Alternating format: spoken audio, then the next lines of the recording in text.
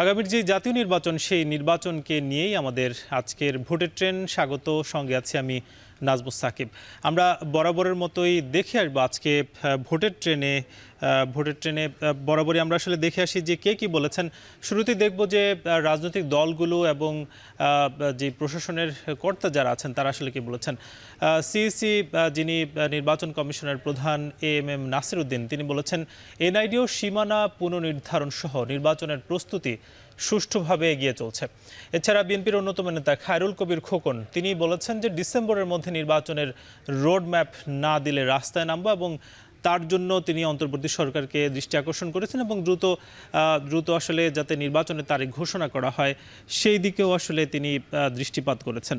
এবং ইশরাক হোসেন আজকে একটি ফেসবুক স্ট্যাটাসে বলেছেন যে বছরে নির্বাচন দিতে হবে এবং তিনি আসলে নির্বাচনের কথা বললেই তাকে পোস্টে নানা ধরনের গালিগালাজ করা হয় বলে বলছেন এবং তিনি বলছেন যে নির্বাচন নিয়ে যাতে দলগুলো সক্রিয় হয় এবং যারা আসলে নির্বাচনকে পেছাতে চায় তারা যাতে আসলে ভোট টানার ব্যাপারে আরও বেশি সক্রিয় হয় বলে তিনি পরামর্শ দিয়েছেন।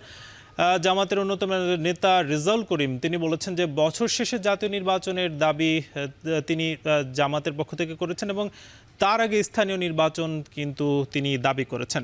সব মিলিয়ে আজকে আমরা এসব বিষয় নিয়ে আলোচনা করব এবং এসব বিষয়ের মধ্যে আসলে আমাদের একজন অতিথিও যুক্ত হবেন, সেই বিষয়ে আমরা আসবো। দেখছেন ভোটের ট্রেন। বারবারই আসলে বলা হচ্ছে নির্বাচনের তারিখ কবে ঘোষণা করা হবে, যদিও অন্তর্বর্তীকালীন সরকারের তরফ থেকে বলা হয়েছে যে নির্বাচন আগামী বছরের জুনের মধ্যে হওয়া সম্ভব। যদিও মাঝখানে আসলে বেশ কিছু কথা বলা হয়েছে যে যদি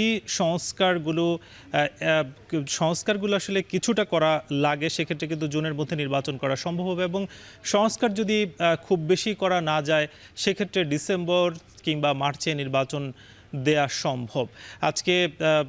আজকে আসলে এসব বিষয় নিয়ে আমরা কথা বলবো এবং ভোটের ট্রেনে আমরা আসলে বরাবরই এসব বিষয় নিয়ে আলোচনা করি।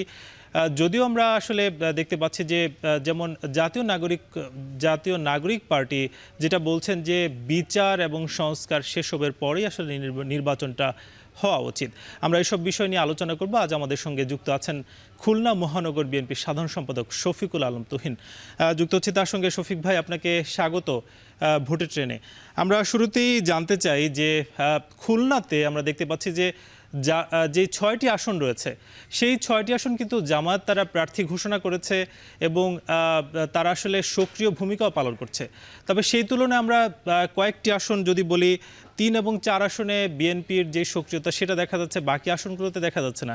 যদি আপনারা আসলে নির্বাচনটা তো দ্রুত চাচ্ছেন তাহলে সক্রিয় কম কেন? হ্যাঁ, ধন্যবাদ আপনাকে। আপনার প্রথম প্রশ্নের জবাব হচ্ছে সংস্কার একটা চলমান প্রক্রিয়া।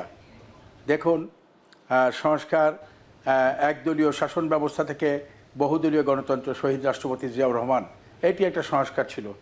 91 সালে রাষ্ট্রপতি শাসিত সরকারের পরিবর্তে আমরা তখন আমাদের দেশনেত্রী বেগম খালেদা জিয়া সংস্কার করেছিলেন এবং সংশোধিত পদ্ধতি সরকার ব্যবস্থা চালু করেছিলেন। শহীদ জিয়ার আমলেই সংবাদপত্রের স্বাধীনতা শেখ মুজিব যেটিকে হরণ করেছিলেন সেটিকে শহীদ রাষ্ট্রপতি জিয়াউর রহমান সংবাদপত্রের স্বাধীনতা ফিরিয়ে দিয়েছিলেন। অর্থাৎ সংস্কার একটা চলমান প্রক্রিয়া, সংস্কার চলবে, কিন্তু গণতন্ত্রের পথে যদি, নির্বাচনের পথে যদি রাষ্ট্র না যায়, সরকার না যায়, তাহলে দীর্ঘমেয়াদী একটা জটিল সমস্যা দেখা দিবে। জনগণ এখন একটা নির্বাচনের প্রসব যন্ত্রণায় ভুগছে। জনগণ কবে ভোট দেবে, যেহেতু 16 বছর মানুষ ভোট দিতে পারেনি, জনগণ এখন ভোট চায় এবং ভোটের মাধ্যমেই সরকার নির্ধারণ করতে চায়। আমাদের দল এবং আমাদের নেতা দেশনায়ক তারেক রহমান বলেছেন বিএনপিকেই ভোট দিতে হবে, এমন কোনো কথা নয়। কথা হচ্ছে জনগণের সরকার প্রতিষ্ঠিত করতে হবে, অর্থাৎ জনগণের ভোটের সরকার প্রতিষ্ঠিত করতে হবে, সেটি হচ্ছে আমাদের কথা। আর দ্বিতীয় প্রশ্ন আপনি করেছেন যে সংসদীয় আসন নিয়ে কথা বলেছেন। খুলনায় 6টি আসন, এই 6টি আসনে এর কর্মকাণ্ড চলছে। আমাদের পার্টির মনোনয়ন বোর্ড সিদ্ধান্ত নেবে সে বিষয়ে। এখনও আমরা তো নির্বাচনী কাজই করছি। এখন নির্বাচনের প্রার্থী যার জনপ্রিয়তা বেশি, যারা জিতবে, ক্লিন ইমেজ যাদের, অবশ্যই দল তাদেরকে দেখেই এবং আগামী দিনে দেশনায়ক তারেক রহমানের 31 দফা বাস্তবায়ন করবার জন্যে যারা অটল থাকবে, যারা অঙ্গীকারবদ্ধ থাকবে, ইনশাআল্লাহ দেশনায়ক তারেক রহমান তাদেরকেই এবং বিএনপি তাদেরকেই মনোনয়ন দেবে বলে আমি বিশ্বাস করি। কিন্তু একটা বিষয় আসলে শফিক ভাই আমরা জানতে চাই যে এই যে গত কয়েক মাসে বিএনপির যেটা আপনাদের মনিটরিং সেল আছে সেখানে বলা হচ্ছে যে খুলনার এই জেলাটি নিয়েই প্রায় 200-র অধিক কিন্তু অভিযোগ জমা পড়েছে এবং সেই অভিযোগগুলো আসলে চাঁদাবাজি কিংবা নানা ধরনের দখল সেগুলোর ওপরে এগুলো আসলে কেন হচ্ছে সেই বিষয়ে আপনার কাছে আসবো, তবে তার আগে নিব ছোট একটা বিরতি, ফিরবো কিছুক্ষণ পর।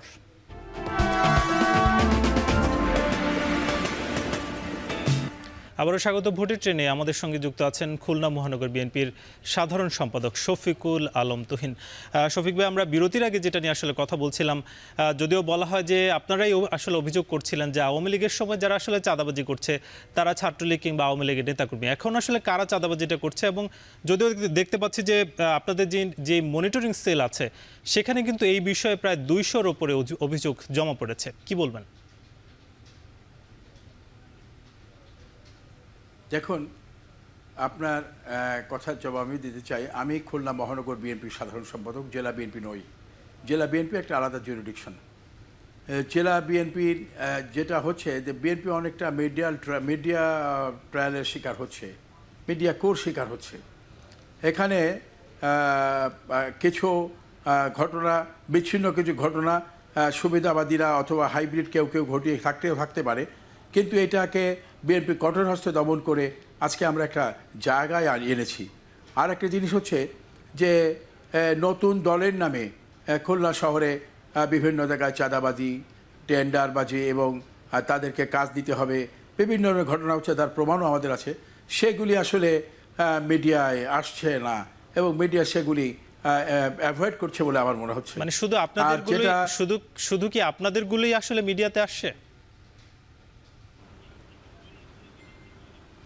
দেখুন, আমরা মিডিয়ার মানে কুয়ের শিকার হচ্ছে, হলুদ সাংবাদিকতার শিকার হয়ে যাচ্ছে অনেকটা। আমাদের মনে হয়েছে যে যেটা সত্য নয় সেগুলিও প্রচারিত করে একটা মানে বিশেষ ফায়দা লুটার একটা ষড়যন্ত্র হচ্ছে। যদিও এটি কোনো কাজ হচ্ছে না, প্রমাণিত হয়েছে যে ঘটনা প্রচারিত হয়েছে মানে ঘটনার সাথে সত্যতার কোনো মিল আমরা খুঁজে পাইনি। কিন্তু শফিক ভাই, একটা বিষয় তো আসলে সত্য, এই যে 200 অভিযোগ যে জমা পড়েছে আপনাদের সেলে, সেখানে প্রায় শতাধিক কিন্তু শোকজও করা হয়েছে। তো সেটা তো আসলে আপনাদের দলের পক্ষ থেকে করা হয়েছে, তারপরেও কিভাবে বলবেন যে হলুদ সাংবাদিকতা কিংবা মিডিয়া ট্রায়ালিং হচ্ছে? দেখুন, ধন্যবাদ আপনাকে। আমি খুলনা মহানগর বিএনপির সাধারণ সম্পাদক হিসেবে যখনই কোনো জায়গায় খুলনা মহানগরীতে কোনো কিছু পেলে সাথে সাথে শোকজ এবং 48 ঘন্টার নোটিশ দিয়ে শোকজের জবাব নেওয়া এবং সাথে সাথে তার বিরুদ্ধে ব্যবস্থা গ্রহণের জন্যে কেন্দ্রের কাছে সুপারিশ করে পাঠানো, সেটি আমি এবং আমার সভাপতি কাজটি করছি। এবং মহানগরীতে আমরা চেষ্টা করছি যে অনেকেই যদি কেউ করার চেষ্টা করে তাহলে তাকে দমনের যত ধরনের প্রক্রিয়া আছে, কাউন্সিলিং বলেন বা রাজনৈতিক আমাদের কমিটমেন্ট বলেন, আমাদের চেয়ারম্যান দেশনায়ক তারেক রহমানের যে সিদ্ধান্ত, এটি আমরা সবাইকে জানিয়ে দিয়েছি।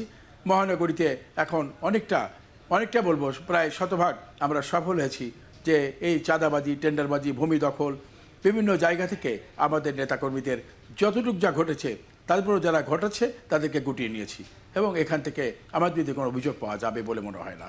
সেক্ষেত্রে আপনাদের মহানগরীতে কি এই ধরনের মানে কি ঘটনা আসলে যেগুলো আপনারা কাউকে বহিষ্কার করেছেন কিংবা শোকজ করেছেন, এমন কতগুলো ঘটনা আছে? দেখুন, মহানগরীতে বহিষ্কার যেগুলি হয়েছে সেগুলি আমাদের আভ্যন্তরীণ। দেখুন, নিজেরা মারামারি করেছে, মারামারি করলো কেন, তার অপরাধে বহিষ্কার করেছি। কারো বিরুদ্ধে অভিযোগ এসেছে, আমাদের একটা মনিটরিং সেল আছে, সেই মনিটরিং হচ্ছে পারিবারিক কলহ। সেই সমস্ত পারিবারিক কলহে আমরা দেখেছি যে আমাদের নেতা, তার বিরুদ্ধে অভিযোগ হচ্ছে তিনি তার ভাইকে আঘাত করেছেন।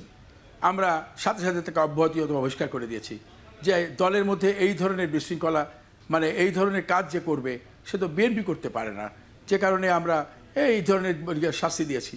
এবং চাঁদাবাজি বা টেন্ডারবাজি এই সমস্ত বিষয়ে অভিযোগগুলি আমাদের কাছে কম এসেছে।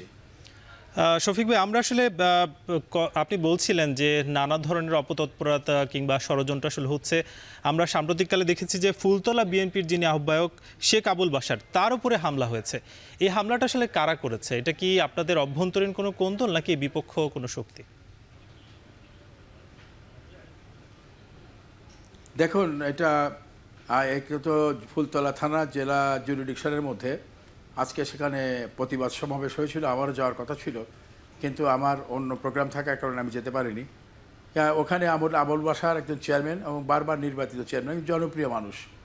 তাকে যেহেতু বিএনপি করেন, আমরা এইটাকে একে পুলিশি মামলা হয়েছে, এটা তদন্ত সাপেক্ষে বেরিয়ে আসবে। আমি আপনাকে এই মুহূর্তে ডিটেলস কিছু বলতে পারছি না বলে দুঃখ প্রকাশ করছি। একটা বিষয় আমরা আসলে দেখি যে যেই বিচার প্রক্রিয়ায় যে গণহত্যা হয়ে গেল জুলাই আগস্টে, সেই বিচার প্রক্রিয়াটা যেমন জাতীয়ভাবে এগুচ্ছে, তেমনি খুলনাতেও তো আসলে এই ধরনের অনেকগুলো মামলা হয়েছে। তো সেই বিচার প্রক্রিয়া আপনি কতটা এগোতে দেখছেন?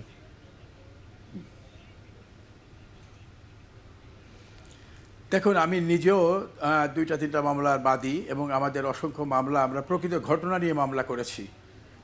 ধরুন গত 16 বছরে খুলনার পুলিশের তাণ্ডব এবং পুলিশ কমিশনার সহ পুলিশের বিভিন্ন থানার ওসি এবং ডিসি টাইপের, অর্থাৎ সিনিয়র এসপি বা অ্যাডিশনাল ডিআইজি টাইপের যারা দায়িত্ব পালন করেছেন, তারা সরকারি দলের আজ্ঞাবহ হয়ে অথবা খুলনা একটা বিশেষ পরিবারের আজ্ঞাবহ হয়ে আমাদের উপরে যে অত্যাচার, নির্যাতন, মামলা, জেলে পাঠানো, বাড়িঘর ভাঙচুর এবং আমাদের নেতাকর্মীদেরকে তাদের বাবা অথবা সন্তানের জানাজায় পড়তে না দেওয়া ইত্যাদি অপদুষ্কর্ম যারা করেছে, আমাদের সমাবেশ যারা পণ্ড করে দিয়েছে, আমাদের কোনো সমাবেশ আসলে তার আগের দিনে ব্যাপক ধরপাকড় এবং বিভিন্ন কায়দায় আমাদের নেতাকর্মীদের যারা অত্যাচার করেছে, নির্যাতন করেছে, জুলুম করেছে, আমার বিরুদ্ধে 108টি মামলা দায়ের করা হয়েছিল। অসংখ্যবার আমাকে কারাগারে যেতে হয়েছে এবং অসংখ্যবার আমাকে ফেরারি জীবনযাপন করতে হয়েছে। এরকম আমরা মামলা করেছি। সেই ধরনের অগ্রগতি দেখছি বলে মনে হচ্ছে না, কারণ যাদের বিরুদ্ধে আমরা মামলা দায়ের করেছি, সেই মামলা দায়েরকৃত যারা অভিযুক্ত আমি এখন বলবো না, যাদের নামে মামলা দায়ের করেছি তারা এখনও অনেকেই গ্রেপ্তার হননি এবং তারা এখনও বিভিন্ন জায়গায় কর্মস্থলে চাকরি করছেন। দায়িত্ব ছিল এদেরকে গ্রেপ্তার করা এবং আইনের আওতায় আনা। অর্থাৎ বিচার প্রক্রিয়া কিছুটা আপনি ধীর গতির দেখছেন। শফিক ভাই, আপনাকে অসংখ্য ধন্যবাদ, আপনি আমাদেরকে সময় দিয়েছেন। আমাদের সঙ্গে যুক্ত ছিলেন খুলনা বিএনপির মহানগরের সাধারণ সম্পাদক শফিকুল আলম। আমরা যুক্ত ছিলাম তার সঙ্গে। আজকে আমরা আলোচনা করব পিরোজপুর 1 আসন নিয়ে। এই আসনটি সংসদীয় আসন 127 এবং সীমানা পিরোজপুর সদর, ইন্দুরকানী এবং নাজিরপুর উপজেলা মিলে 127 নম্বর আসন। এখানে মোট ভোটার আছেন 3,67,038 জন এবং যার মধ্যে পুরুষ ভোটার 1,86,306 এবং নারী ভোটার কিছুটা কম 1,80,732 জন। আজকে আমরা খুলনা মহানগরের সঙ্গে আলোচনা করছিলাম। যিনি সাধারণ সম্পাদক, তিনি জানাচ্ছিলেন যে তারা আগামী দিনের যে নির্বাচন, সেটা নিয়ে আসলে যে জোর প্রস্তুতি সেটা নিচ্ছেন এবং তাদেরকে যাকে যে আসনে দেওয়া হবে সেই অনুযায়ী তারা আসলে কাজ করবেন বলে জানাচ্ছিলেন। আজকের ভোটের ট্রেন শেষ করব, আগামীকাল নতুন কোনো বিষয়ে আলোচনা হবে। শুভরাত্রি।